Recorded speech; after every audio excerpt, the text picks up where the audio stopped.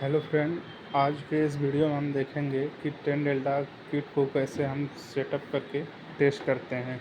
तो ये हमारा ऑफिस है जिसमें ट्रांसफार्मर टेस्टिंग की बहुत सारी किटें रखे हुए हैं पहले से।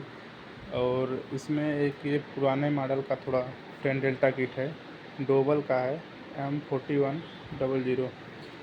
इस इंस्ट्रूमेंट से हम ट्रांसफार्मर CTPT का 10 डेल्टा लेते हैं। तो इसका कनेक्शन किस प्रकार से करते हैं, इसको ऑपरेट किस प्रकार से करते हैं, सिस्टम में कैसे इसको एप्लीकेशन में हम ऑपरेट करते हैं, इसको आज हम इस वीडियो में देखेंगे। तो चलिए शुरू करते हैं। इसका सबसे पहले हम कनेक्शन देख लेते हैं कैसा कनेक्शन है। सबसे पहले यहाँ पे आ जाता है एक HV केबल। ये मोटा वाला जो केबल होता है इसको HV केबल बोलते हैं।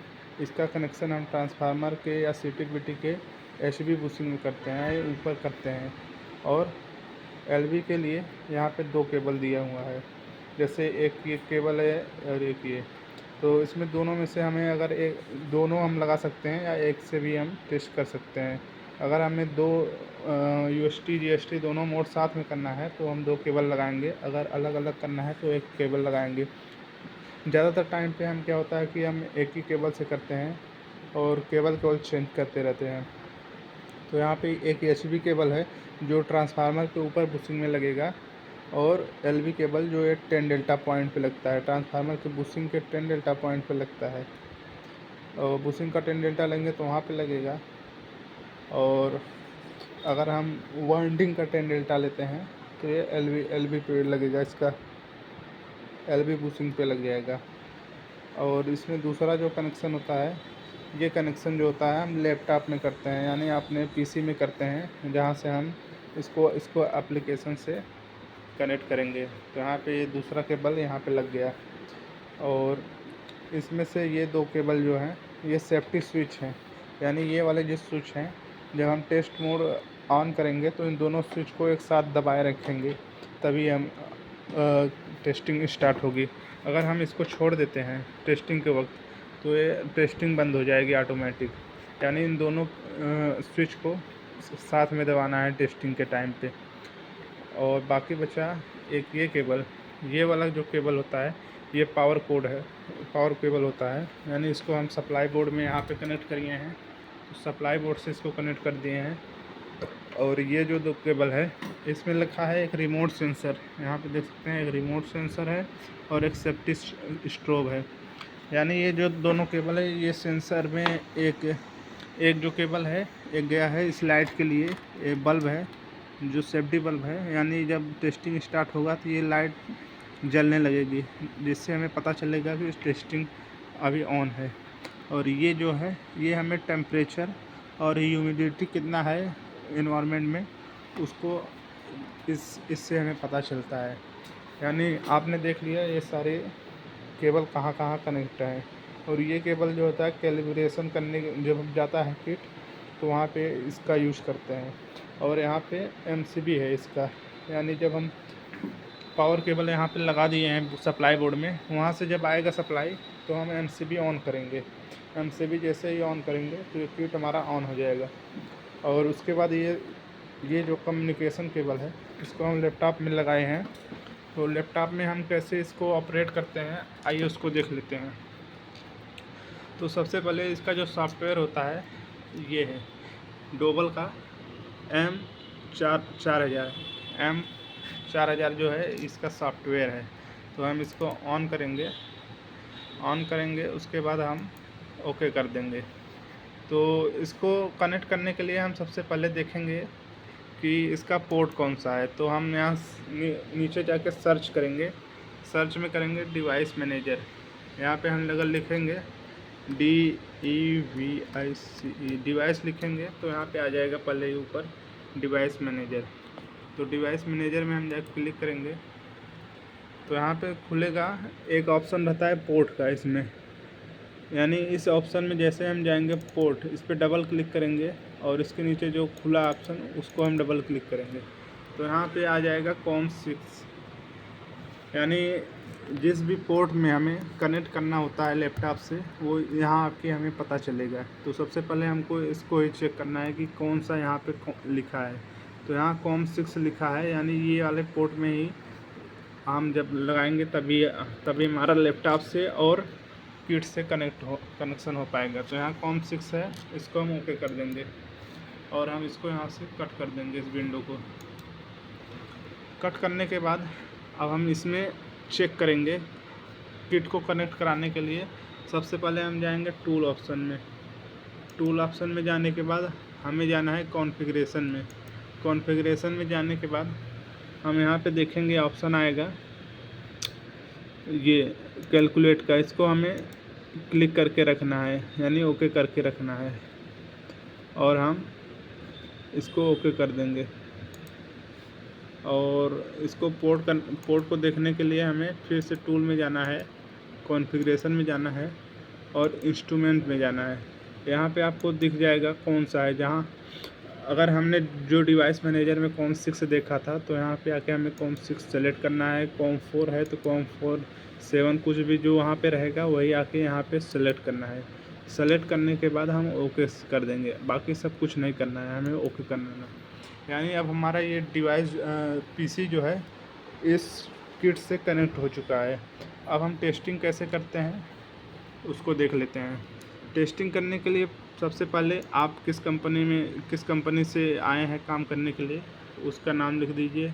लोकेशन कहाँ पे आप किट को टेस्ट करने के लिए गए हैं लेके, उसका लोकेशन लिख दिए। जैसे मैं यहाँ पे ऑफिस लिख देता हूँ, कुछ भी लिख सकते हैं आप। मैंने ऑफिस लिख दिया। उसके बाद इक्विपमेंट किसका टेस्ट करने हैं, ट्रांसफार्मर का टेस्ट कर रहे हैं तो मैंने TR लिख दिया। सीरियल नंबर ट्रांसफार्मर का लिख देंगे। एग्जाम्पल की तरफ मैं 1 2 3 4 कुछ भी लिख देता हूँ। उसके बाद ये सब आपको कुछ नहीं करना है। यहाँ मैन्युफैक्चरर लिख सकते हैं, किस कंपनी ने ट्रांसफार्मर को बनाया जाए। जैसे मैं कुछ भी लिख देता हूँ, ऐसे कुछ भी लिख दूँ। जो वहाँ पे रहेगा ट्रांसफार्मर का वही हमें यहाँ पे डालना होगा। इसको डालने के बाद हम आएंगे इस कॉलम में।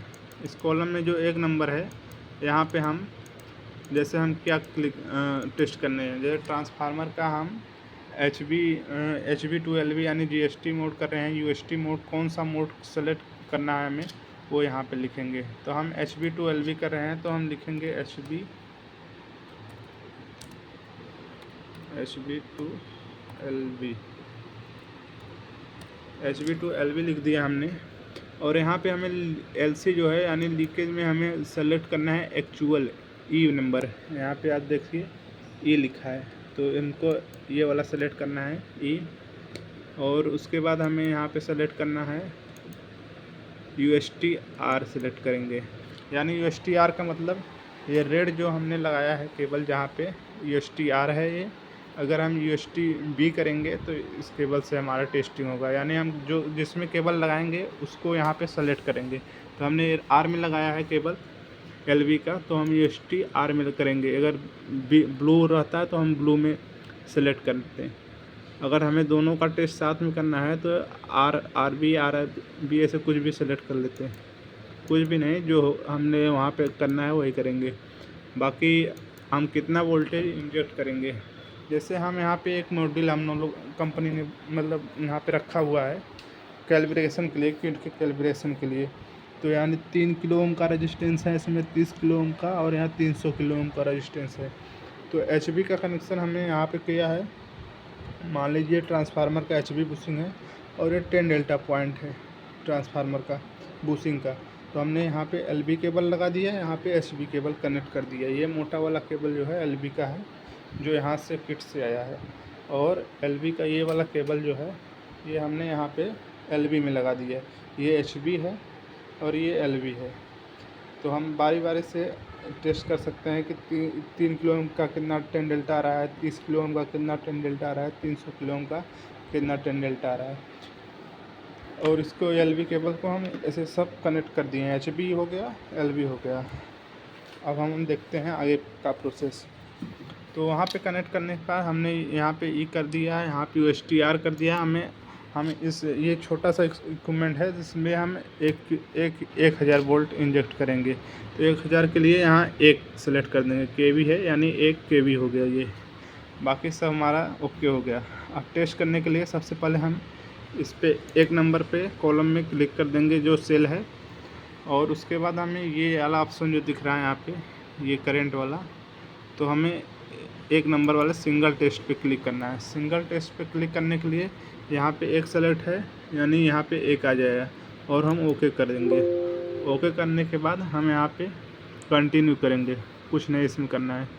कंटिन्यू करने के बाद अब हम इन इक्विपमेंट को दोनों को साथ में दबाएंगे, तभी टेस्ट स्टार्ट होगा। जैसे मैंने ये दबा दिया, ये दोनों साथ दबा दिया और यहाँ पे लाइट देख रहे हैं बहुत तेज़ी से जलता है। यहाँ पे स्टार्ट हो गया है।